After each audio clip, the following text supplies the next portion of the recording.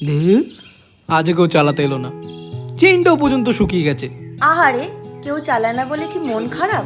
এই না না না না, শুধু ভাবছিলাম তোমার ঘন্টির আওয়াজে আমার চারপাশটা যেন মিষ্টি মিষ্টি লাগে।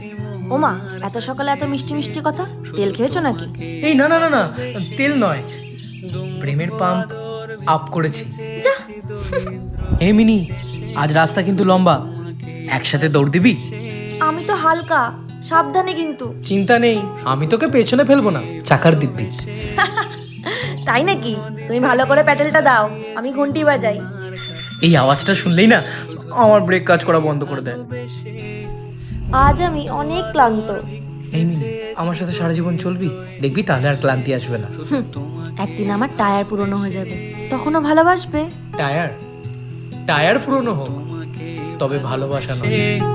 ঝড়ের সামনে দাঁড়িয়েছি একা ছেঁড়া পতাকার বেশে, শুধু তোমাকে ভালোবেসে।